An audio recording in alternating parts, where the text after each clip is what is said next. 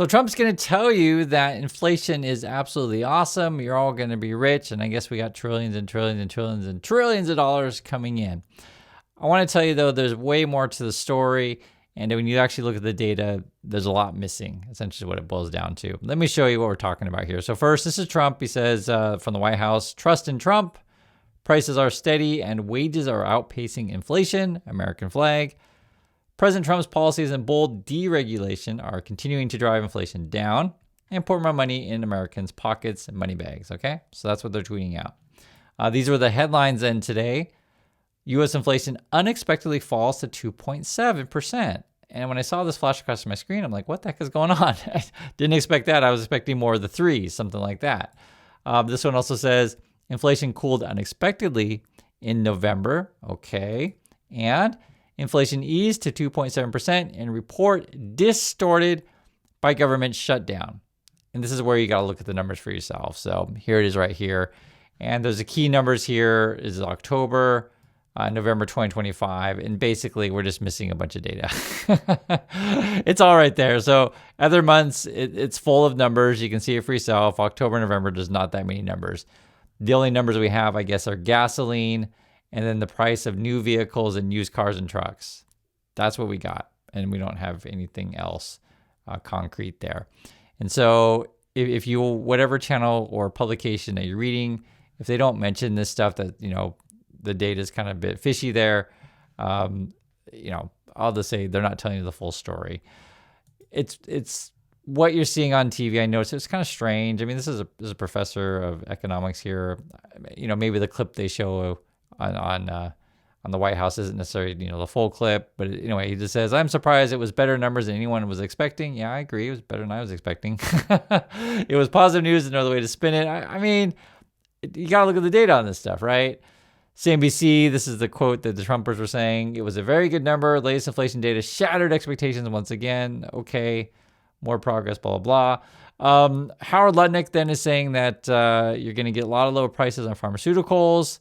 First time ever, I guess. And I always ask you the same question when we talk about this stuff. Have you noticed any difference on the ground, right? They also can talk about no tax on tips, no tax on overtime, trillions of new investments, that's according to them. I guess we're opening up markets everywhere.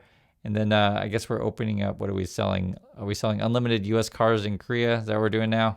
And I live here in Korea.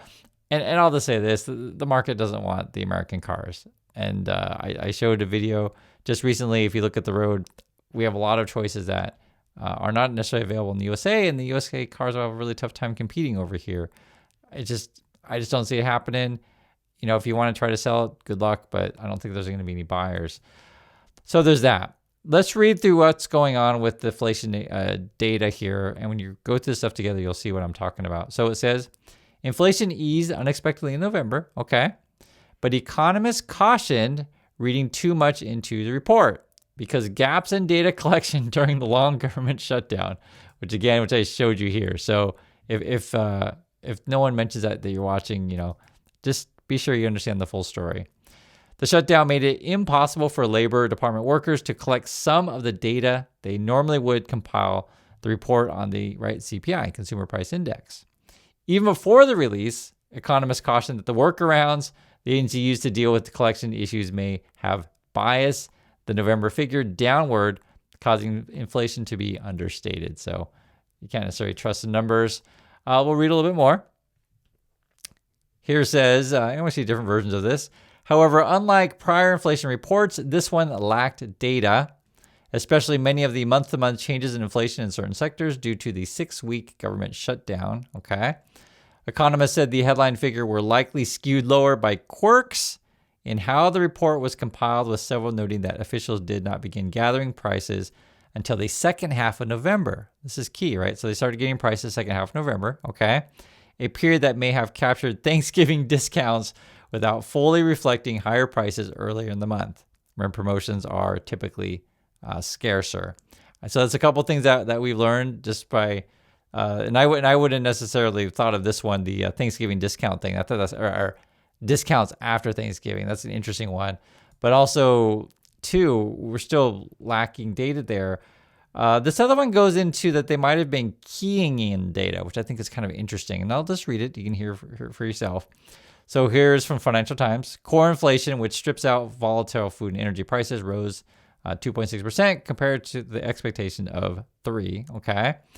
The report comes after the recent government shutdown, which we've been talking about. And this is an interesting one. Forcing the BLS to scrap its October inflation report and estimate many prices rather than using observed data from surveys, a process known as, quote, inputting, okay? So instead of, numbers or whatever, I guess we're estimating, we're calling this inputting. Michael Hansen, a senior economist at Wall Street Bank, JP Morgan, said the lower than expected figures, quote, suggest that the BLS may have held fixed a number of prices it was not able to collect in October, which likely means a material downward bias in current numbers that will be reversed in the coming months as full price collection resumes. So expect revisions is basically what we're talking about. That's why I'm going over this with you guys, because I'm sure the Trumpers will be going on TV. Oh my God, the numbers are fantastic. We're bringing inflation down. And also I want to mention too, inflation actually may come down, but not necessarily in a good way, because let's say unemployment just spikes, no one has any jobs, no one has any money, then I think things will come down in price, right? Think of it this way. Let's just talk about houses, just for example. Let's say you're trying to rent out an apartment, right? And you just can't find anyone to rent it. And you're just like, I got to rent this thing. So you lower the price and you still can't find anyone, right? You lower it again. You still can't find anyone. And so if you get like this deflationary action, maybe prices coming down because there's no buyers, it's not necessarily a good thing. So don't think just because I think there's a possibility inflation could come down as unemployment could spike, but it's hard to say because Trump could be like, hey, let's get someone that I like in the Fed, let's cut rates, let's get the borrowing going. And that would get high unemployment, high inflation, no growth. Like that kind of scenario, stagflationary kind of thing could also happen. I'll just say, like, I just going through this with you guys, but I just want you to always be cautious of just looking at, one number and again, we've hadn't had a report for a while.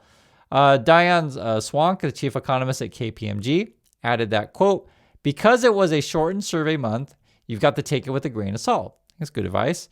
She also said, things that should be going up are going down, and things that should be going down are going up. So it's confusing, and it doesn't quite square with prices that we've observed. And that's why, if you watch my prior video, I just made it talking about, food prices in London. And I'd like to hear you guys' thoughts. So people in the comments wrote very clearly that the UK, or better way to say it, surrounding areas that are not London, is definitely different, right? London's like really expensive. That's, other people point out like London's like a financial city, kind of like New York City / Manhattan is, and say prices in Manhattan may not be the same as say prices in Albany, New York, or whatever, right? And so this is sort of why it's always good to just have honest conversation about this stuff and what are prices on the ground. Also, people mentioned, just talking about the London example, that it's really hard for young people to both get at work. It's hard for young people to rent places. These things are too much money, and I understand this stuff. And so, I think sometimes when you look at, the numbers without just talking to just regular people on the ground, you'll miss the full picture. And especially in the situation with Trump and their people, like, even without the shutdown, it's hard to trust anything that the Trump people are up to. Now, to be fair, though, the BLS should be independent, although Trump did fire the head, and there's a lot of vacancies over at the BLS, so there's that problem also. There's a lot of crazy stuff going on, and I just wanted to go over it with you.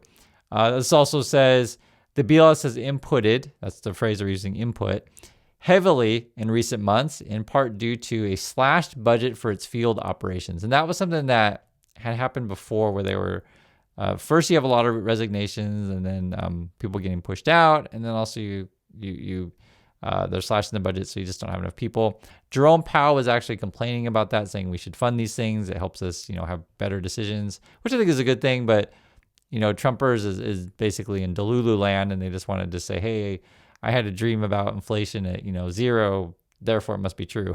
It's like, that's where it goes back to, what are regular people on the ground saying, Here's more. It says in September, it inputted as much as 40% of its CPI inputs, okay?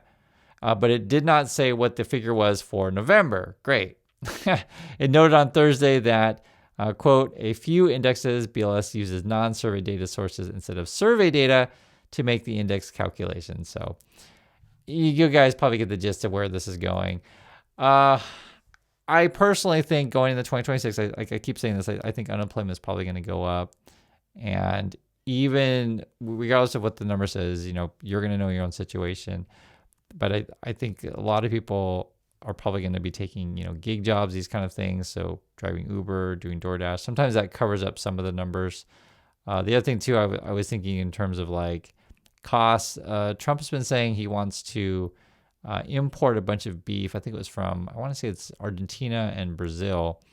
That may or may not help the situation. And it was an interesting one because I was talking to my wife about this and I had to look this one up. I was curious myself.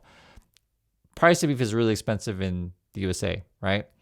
And here in Korea, we can still buy American beef. It's on our supermarket shelves. It's actually, we have a choice of 3. It's Australian beef, American beef, and local Korean beef. And I was thinking to myself, like, why do we have USA beef here if the US is struggling? Like, why are you exporting meat? You shouldn't be exporting anything, right? If you're trying to import stuff. And it was fascinating because from my understanding, anyway, if anyone works in the beef industry, you can let me know if this is indeed the case. I looked it up and that's what it said, and I don't work in beef to confirm it, but it was basically, I guess, if you take meat from, say a place like Mexico where Trump wants to take it, oftentimes it'll be used in like hot dogs or processed kind of stuff, which I think kind of makes sense. So this is yet another reason why you probably want to avoid processed food in America because you're going to have lower meat quality. And then I guess the meat that they'll send to other countries, they think they can make more money off of it, right? And it's a complicated business because I could kind of see how, let's say you get a certain cut of beef and you're like, okay, there's not enough buyers in USA to buy said beef, so I'll try to sell it to other countries, not just Korea, just wherever that goes. And then you get into the complications of the beef industry, right? They're having I think there's a shortage of cattle, is my understanding of it. And I think the last number I read was like the shortage, or better way to say, like the number count of cattle is like the lowest since 1950 or something of that nature. It's like really, really low. And I think you also have a drought and other problems as well. Some of these situations, like if you want to improve, I'm talking just say price of food, you try to convince the population to not eat beef and to, eat other things, but that's tough to do for Americans because they're kind of stubborn in their beef and hamburger stuff. I'm telling you the truth. But if price doesn't chase them away, like it could be scarcity or whatever. So anyway, that's what's going on. It's frustrating to talk about this stuff. Maybe I'll do a separate video on the whole Trumpy speechy thing that he just gave. I'll just say this: it's stuck with me from yesterday to today, and it's the Trump thing gave me a lot of stress. I'll just put it this way: if you feel stressed from Trump, you're not alone. I watch this thing, I'm just like, oh my god, this guy's insane. Like, who calls what do I call it? Like an emergency address to the nation and just blabbers on about stuff he's already said. It's bizarre, but that's sort of where we're at. So same with the inflation numbers that we got today are also bizarre. Anyway, I do appreciate watching everyone. Please stay safe out there, and I'll catch you on the next video.